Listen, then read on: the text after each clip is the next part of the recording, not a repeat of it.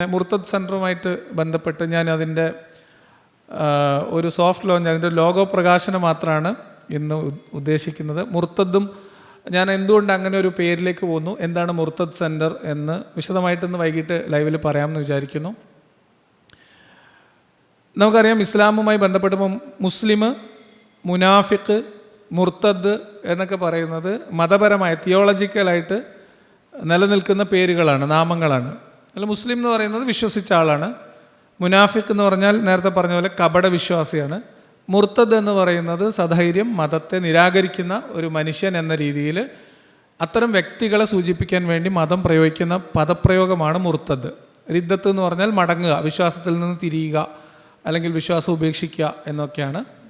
എന്താണ് ആ പേരിൻ്റെ സാങ്കത്യം എന്ന് ചോദിച്ചാൽ, ഞാൻ കുറച്ചുകൂടി തിയോളജിക്കലായിട്ട് വിശ്വാസികളുടെ പ്രമാണത്തോടും വിശ്വാസി സമൂഹത്തിൻ്റെ നേതൃത്വത്തോടും പണ്ഡിതന്മാരോട് നേരിട്ടും എൻ്റെ അവിശ്വാസം പ്രഖ്യാപിച്ചുകൊണ്ട് ഒരാശയ സംവാദത്തിന് തയ്യാറാണ് എന്ന് എൻ്റെ സ്വയം പ്രഖ്യാപനമാണ് മുർത്തദ് എന്ന പേര് സ്വയം സ്വീകരിക്കുന്നതിൻ്റെ. മറ്റതൊരു പൊളിറ്റിക്കലായിട്ടുള്ള പ്രയോഗമായിട്ട് നമ്മൾ എക്സ് മുസ്ലിം എന്ന് പറഞ്ഞിട്ടുണ്ട്, സ്വതന്ത്ര ചിന്തകൻ എന്ന് നമ്മുടെ നിലപാട് പറയാറുണ്ട്, എത്തീസ്റ്റ് എന്ന് പറയാം, യുക്തിവാദികളെന്ന് പറയാം. ഞാൻ കുറച്ചുകൂടി മതത്തിനകത്ത് നിന്നുകൊണ്ട്, അല്ലെങ്കിൽ മതത്തിൽ നിന്ന് ജസ്റ്റ് പുറത്തിറങ്ങി നിന്നുകൊണ്ട് മതത്തിനോട് സംവദിക്കാൻ സന്നദ്ധത പ്രകടിപ്പിച്ചുകൊണ്ട് ഞാൻ എൻ്റെ പേര് പ്രഖ്യാപിക്കുന്നു, എൻ്റെ ഒരു നാമം പ്രഖ്യാപിക്കുന്നു എന്ന് മാത്രമേ ഉള്ളൂ. അവിടെ കേവലമായ ഇപ്പം നമ്മൾ മതവിമർശകരെ നേരിടുന്ന ഇസ്ലാം മത യുക്തി, മതത്തിൻ്റെ യുക്തി എന്താണെന്ന് ചോദിച്ചാൽ നാസ്തികതയ്ക്ക് മറുപടി പറയുക എന്നുള്ളതാണ്. മതവിമർശകർ ഉയർത്തുന്ന ചോദ്യങ്ങൾക്കോ അതിൻ്റെ വിമർശനങ്ങൾക്കോ മറുപടി പറയുന്നതിന് പകരം നാസ്തികതയെ വിമർശിക്കുകയും നാസ്തികതയുടെ പൊള്ളത്തരങ്ങൾ തുറന്നു കാണിക്കുകയും ദൈവം ഉണ്ടാകേണ്ടുന്നതിൻ്റെ സാങ്കത്യം പറയുകയും ചെയ്യുക എന്ന വളരെ തന്ത്രപരമായൊരു നിലപാട് അവർ സ്വീകരിക്കാറുണ്ട്. എക്സ് മുസ്ലിം എന്ന പദപ്രയോഗത്തിനോട് അവർ പ്രതികരിക്കുന്ന ഒരു രീതി എന്ന് പറയുന്നത്, എക്സ് ബിരിയാണി ഇല്ലല്ലോ, എക്സ് ക്രിസ്ത്യാനിറ്റി ഉണ്ടോ, നിങ്ങൾ ബിരിയാണി കഴിച്ചിട്ട് രാവിലെ ആകുമ്പോൾ നിങ്ങളതിന് എക്സ് ബിരിയാണി എന്ന് പറയാറുണ്ടോ, ഇത്തരം പരിഹാസത്തിൻ്റെ ചൊവ്വയിലൊക്കെ. അപ്പോൾ ഇവർ ഈ എന്താ പറയുക, ഞങ്ങൾ നാട്ടിൽ പറയും മുഷി എന്ന് പറയും മീന്, എന്നെ പിടുത്തം തരാത്ത മീനാണ് മതം. അപ്പോൾ ഞാൻ മുർത്തദ് എന്ന് സ്വയം പ്രഖ്യാപിക്കുന്നതിലൂടെ ഈ രണ്ട് പരിമിതികളെ മറികടക്കാം എന്നതാണ് എൻ്റെ ഒരു പ്രധാനപ്പെട്ട ചിന്ത. അതിനും അപ്പുറത്തേക്ക് മുർത്തദ് എന്ന് പറയുന്നതിന് കുറച്ചുകൂടി വിശാലമായിട്ടുള്ള അർത്ഥമുണ്ട്. നമ്മൾ ഇന്ന് മുസ്ലിമായി ഗണിക്കപ്പെടുന്ന പലരും, അല്ലെങ്കിൽ പൊതുസമൂഹ മുസ്ലിങ്ങളായിട്ട് കരുതുന്ന പലരും മതദൃഷ്ട്യാ മുർത്തദുകളാണ്. ഇപ്പം ഞാൻ ഒന്ന് രണ്ട് പേരുകൾ പറയാം. ഏറ്റവും പ്രധാനപ്പെട്ട ഒരു പേര് ചേകനൂർ മൗലവിയാണ്. ചേകനൂർ മൗലവിയെ പൊതുസമൂഹം ഒരു മുസ്ലിം ആയിട്ട് തന്നെയാണ് കാണുന്നത്. മുസ്ലിങ്ങൾക്കിടയിലോ അതിൽ അഭിപ്രായ വ്യത്യാസമൊന്നുമില്ല. പക്ഷെ മതത്തിൻ്റെ കർമ്മശാസ്ത്രം അനുസരിച്ചിട്ട് ആളൊരു മുർത്തദാണ് എന്ന് പറയാൻ പറ്റും. അപ്പോൾ മുർത്തദ് എന്ന് പറയുന്നത് ദൈവത്തെ സമ്പൂർണ്ണമായി നിഷേധിക്കാത്ത, ദൈവവിശ്വാസം പൂർണ്ണമായി നഷ്ടപ്പെടാത്ത, മതത്തിൽ നിന്ന് പൂർണ്ണമായി പുറത്തു കിടക്കാത്ത ആളുകളെ കൂടി ഉൾക്കൊള്ളാൻ പറ്റുന്ന ഒരു പദപ്രയോഗമാണ് മുർത്തദ്. മതത്തിൽ എന്തെങ്കിലും തരത്തിലുള്ള പരിഷ്കാരങ്ങൾ ആഗ്രഹിക്കുകയോ അതിനുവേണ്ടി വാദിക്കുകയോ ചെയ്യുന്ന ആളുകൾ മതത്തിൻ്റെ ഭാഷയിൽ സാങ്കേതികമായി മുർത്തദാണ്. അത്തരം ആളുകൾ ഉയർത്തുന്ന ചോദ്യങ്ങൾ അവിടെയുണ്ട്. അപ്പോൾ ആ അർത്ഥത്തിൽ മതത്തോട് കുറച്ചുകൂടി ആശയപരമായി സംവദിക്കാനുള്ള ഒരു പ്രതലം ഒരുക്കുക എന്നതാണ് മുർത്തദ് സെൻറ്ററിൻ്റെ പ്രധാനപ്പെട്ട ഉദ്ദേശം. രണ്ടാമത്തത്, നേരത്തെ പറഞ്ഞവർ എത്തീസത്തിന് മറുപടി പറഞ്ഞിട്ടോ എക്സ് മുസ്ലിങ്ങളെ കളിയാക്കിയിട്ടോ പോകുന്നത് പോലെ മുർത്തദിൻ്റെ വാദങ്ങളെയോ മുർത്തദ് എന്ന് പറയുന്ന പ്രയോഗത്തെയോ അവഗണിക്കാൻ മതത്തിന് കഴിയില്ല. കാരണം മതം പഠിക്കുന്ന കൂടെ തന്നെ പഠിപ്പിക്കപ്പെടുന്ന ഒരു പദപ്രയോഗമാണ് മുർത്തദ്. നമ്മുടെ മദ്രസകളിലൊക്കെ കുട്ടികൾ പഠിക്കുന്നതാണ്. ഇപ്പോൾ കുട്ടികളോട് എക്സ് മുസ്ലിം എന്ന് പറഞ്ഞാൽ മദ്രസയിൽ മാത്രം പഠിച്ച കുട്ടികൾക്ക് ചിലപ്പോൾ എക്സ് മുസ്ലിം എന്താണെന്ന് അറിയില്ല. പക്ഷെ മുർത്തദ് എന്താണെന്ന് അറിയാം. 12ാം ക്ലാസ് മദ്രസ പഠിച്ച കുട്ടികൾക്ക് അറിയാം മുർത്തദ് എന്താണെന്നും എങ്ങനെയാണ് ഒരാൾ മുർത്തദാവുന്നതെന്നും അവൻ എന്താ ചെയ്യേണ്ടതെന്നൊക്കെ മദ്രസയിൽ പഠിപ്പിക്കുന്നുണ്ട്. മുർത്തദിനെ കൊല്ലപ്പെടേണ്ടവനാണ് എന്ന മതനിയമം ഇപ്പോഴും കേരളത്തിൽ മതത്തിൻ്റെ പാഠശാലകളിൽ, മദ്രസകളിൽ, പാഠപുസ്തകങ്ങളിൽ ഉൾപ്പെടുത്തി പഠിപ്പിക്കുന്ന ഒരു ടെർമിനോളജി ആയതുകൊണ്ട് നമ്മൾ ഉയർത്തുന്ന വിമർശനങ്ങൾ, മതത്തിനെതിരായ സംസാരം, അതിനെ എൻഗേജ് ചെയ്യാതെ മുന്നോട്ട് പോകാൻ മതനേതൃത്വത്തിന് കഴിയില്ലാത്ത ഒരു സാഹചര്യം സൃഷ്ടിക്കുക എന്നത് തന്നെയാണ് മുർത്തദ് സെൻറ്റർ കൊണ്ട് ഞാൻ ഉദ്ദേശിക്കുന്നത്. കാരണം നമ്മൾ ആശയ സംവാദം എന്ന തലത്തിലേക്കാണ് കൂടുതൽ ശ്രദ്ധിക്കുന്നത്. അതുകൊണ്ട് അതിലേക്ക് അവരെ നിർബന്ധിക്കുക എന്ന ഒരു കൃത്യമായ ലക്ഷ്യം മുർത്തദ് സെൻറ്ററിനുണ്ട്. പിന്നെ അതിൻ്റെ പ്രവർത്തനം, അതിൻ്റെ DPR ചോദിക്കുന്നു. ഇപ്പോഴത്തെ കേരളത്തിൻ്റെ പ്രത്യേക പരിതസ്ഥിതിയിൽ മുർത്തദ് സെൻറ്ററിൻ്റെ ഫിസിക്കൽ അഡ്രസ്സ് ഉണ്ടാവും, ഡെഫിനറ്റായിട്ടും അഡ്രസ്സ് ഉണ്ടാവും. പിൻകോഡ് വെച്ചിട്ടുള്ള അഡ്രസ്സ് മുർത്തദ് സെൻറ്ററിന് പ്രഖ്യാപിക്കും. മുർത്തദ് സെൻറ്ററിന് അക്കൗണ്ട് നമ്പർ ഉണ്ടാവും, എല്ലാ പരിപാടികളും ഉണ്ടാവും. പക്ഷേ അത് എന്താ പറയുക, അതിൻ്റേതായിട്ടുള്ള ഒരു സീക്രസി നമ്മൾ പബ്ലിഷ് ചെയ്യുന്ന ഒരു അഡ്രസ്സ് നിർബന്ധമായിട്ടുണ്ടാവും.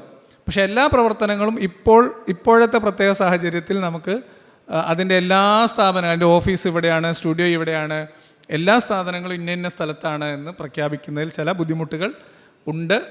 അത് മറികടക്കുന്ന മുറയ്ക്ക് അതൊക്കെ നമ്മൾ റിവീൽ ചെയ്യുകയും ചെയ്യും. അതേ സമയത്ത് ആളുകൾക്ക് വരാനും കാണാനും മുർത്തദ് സെൻറ്ററിൽ നേരിട്ട് വന്ന് കാര്യങ്ങൾ സംസാരിക്കാനൊക്കെ പറ്റുന്ന അഡ്രസ്സ് ഉണ്ടാവും, സംവിധാനങ്ങളുണ്ടാകും. കത്തയച്ചാൽ കിട്ടും, മെയിൽ അയക്കാം. അതല്ല നിങ്ങൾ എഴുത്ത് ആയിട്ട് തന്നെ ഇപ്പം കയ്യിൽ എഴുതുന്ന കത്തോ ഇല്ലൻ്റോ കാർഡോ ഒക്കെ സ്വീകരിക്കാനുള്ള സമീപനങ്ങൾ അല്ലെങ്കിൽ സംവിധാനങ്ങൾ അവിടെ ഉണ്ടാകും. അതിൻ്റെ പ്രവർത്തനം കുറച്ചുകൂടി ഒരു എന്താ പറയുക, ഒരു സൊസൈറ്റി സംഘടന എന്ന രൂപത്തിലല്ല, കുറച്ചുകൂടി ഒരു സ്ഥാപനം എന്ന രീതിയിലായിരിക്കും അതിൻ്റെ പ്രവർത്തനം ഉണ്ടാവുക. അതാണ് അതിനെക്കുറിച്ച് പറയാനുള്ളത്. അതിൻ്റെ ലോഗോയും മറ്റു കാര്യങ്ങളൊക്കെ വരും ദിവസങ്ങളിൽ വരും. അതുമാത്രമല്ല, കുറച്ച് സീരിയസ് ആയിട്ടുള്ള ചില നിയമ പോരാട്ടങ്ങളിലേക്ക് മുർത്തദ് സെൻറ്റർ സ്വന്തം നിലക്ക്, മുർത്തദ് സെൻറ്ററിൻ്റെ നിലക്ക് ഒരു പബ്ലിക്കായിട്ടുള്ള ഒരു പരിപാടിയല്ലാതെ ആ സ്ഥാപനത്തിൻ്റേതായിട്ടുള്ള രീതിയിൽ പല പരിപാടികൾ ആസൂത്രണം ചെയ്യുന്നുണ്ട്. പുസ്തകങ്ങൾ ആലോചനയിലുണ്ട്, അതേപോലെ തന്നെ ചില നിയമ പോരാട്ടങ്ങൾ ആലോചനയിലുണ്ട്.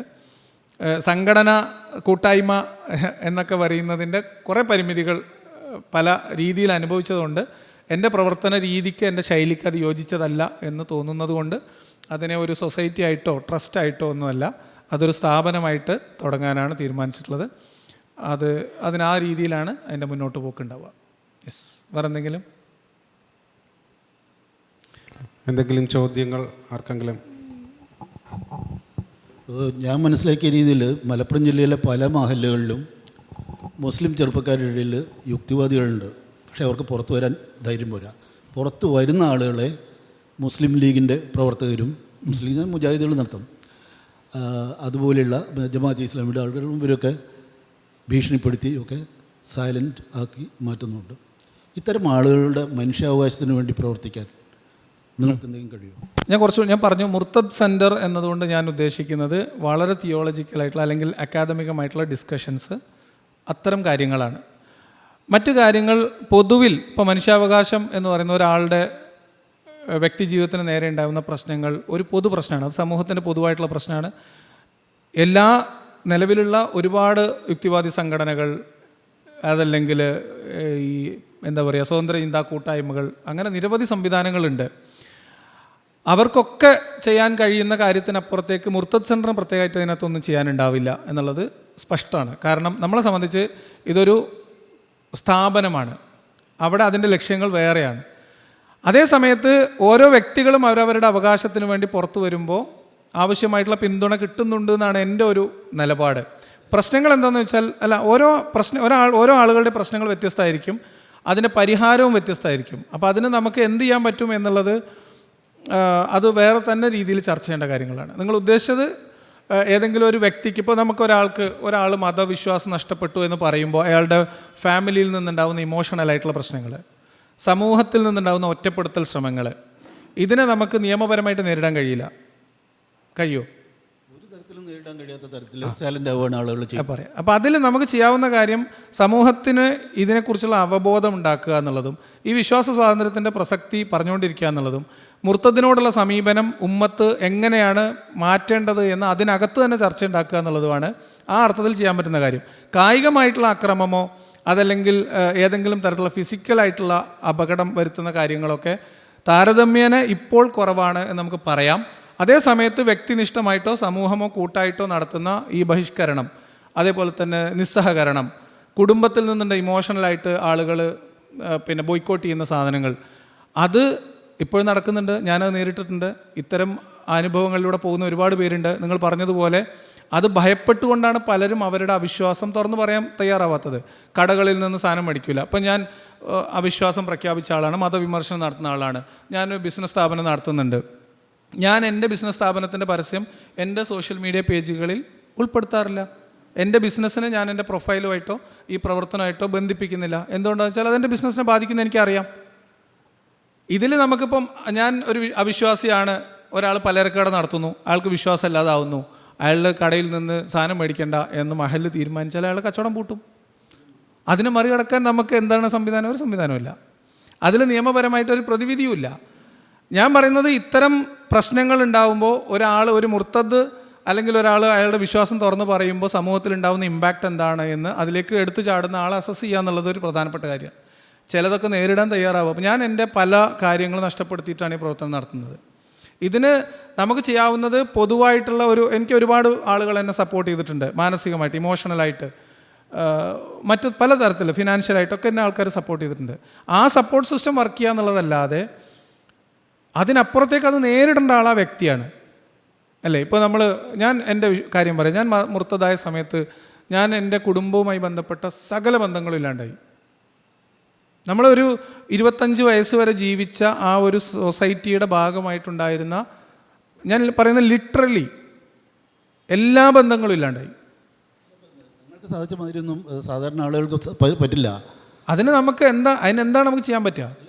എൻ്റെ ചോദ്യം, നിങ്ങൾ അതാ ഞാൻ പറഞ്ഞ അതിന് നമ്മൾ രണ്ട് കാര്യങ്ങൾ തന്നെ ചെയ്യാൻ പറ്റുക. ഒന്ന്, ഇത്തരം ആളുകൾ ആ കാര്യങ്ങൾ അസസ് ചെയ്യുകയും അതിനോട് പ്രതികരിക്കേണ്ട രീതി സ്വയം കണ്ടെത്തുകയും ചെയ്യണം. ഞാൻ അതിനെ എങ്ങനെ മറികടക്കണം എന്നുള്ളത് ഞാൻ തീരുമാനിച്ച് മുന്നോട്ട് വന്നതാണ്. അപ്പോൾ അതിന് കൊടുക്കാവുന്ന സാമൂഹികമായിട്ടുള്ള പിന്തുണ കൊടുക്കും. അത് കിട്ടുന്നുണ്ട്, എല്ലാവർക്കും കിട്ടിയിട്ടുണ്ടെന്നാണ് എൻ്റെ അറിവ്, എല്ലാവർക്കും കിട്ടുന്നുണ്ട്. പക്ഷെ അതുകൊണ്ട് മാത്രം അയാൾക്ക് അതിനെ മറികടക്കാൻ പറ്റുമെന്ന് ചോദിച്ചാൽ ഇല്ല എന്നാണ് ഉത്തരം. പിന്നെ ഉള്ളത് സമൂഹത്തിൻ്റെ അവബോധം മാറ്റുക എന്നുള്ളത്. ഇപ്പോൾ നമ്മൾ ഒരു 15 കൊല്ലം മുൻപ് ഒരാൾ 20 കൊല്ലം മുൻപാണ് ഞാൻ മതവിമർശനം നടത്തണമെങ്കിൽ ഞാൻ അങ്ങാടിയിൽ ഇറങ്ങി നടന്ന് കടയിൽ പോയി സാധനം മേടിച്ച് സ്വസ്ഥമായിട്ട് വീട്ടിൽ ജീവിക്കുമോ? ഇല്ല. 20 കൊല്ലം മുമ്പ് നടന്നിട്ടില്ല. ഞാൻ പറയുന്നത് മതത്തിൽ നിന്ന് പുറത്ത് കടക്കാതെ മതത്തിൽ നവീകരണം ആഗ്രഹിച്ച് മതത്തിൻ്റെ ആളായി നിന്ന് പ്രവർത്തിച്ചതിൻ്റെ പേരിലാണ് ചെകനൂർ മൗലവി ഇല്ലാണ്ടായിപ്പോയത്. അവിടുന്ന് സമൂഹം മാറിയിട്ടുണ്ട്. സൊസൈറ്റി, മുസ്ലിം സമൂഹത്തിനകത്ത് മാറ്റമുണ്ട്. അതിനകത്ത് ഇതിനെ സഹിഷ്ണുതയോടെ നേരിടണം എന്ന ചിന്ത ഉണ്ടായി വരുന്നുണ്ട്. അതിനെ നമ്മൾ പ്രോത്സാഹിപ്പിക്കുക, സംവാദാത്മകത തുറന്നിടുക, ഇതൊരു നോർമൽ സംഭവമായിട്ട് മാറുക. രാഷ്ട്രീയക്കാർ പരസ്പരം വിമർശിക്കുന്നത് പോലെ മതത്തെ വിമർശിക്കാവുന്ന ഒരു സാമൂഹ്യ അന്തരീക്ഷം സൃഷ്ടിക്കുക. അതിന് നമുക്ക് ചെയ്യാവുന്ന പറ്റാവുന്ന ആൾക്കാരൊക്കെ അറഞ്ച പുറച്ച വിമർശിക്കുക. അപ്പോഴാണ് സെൻസിറ്റീവ് എല്ലായിടത്തും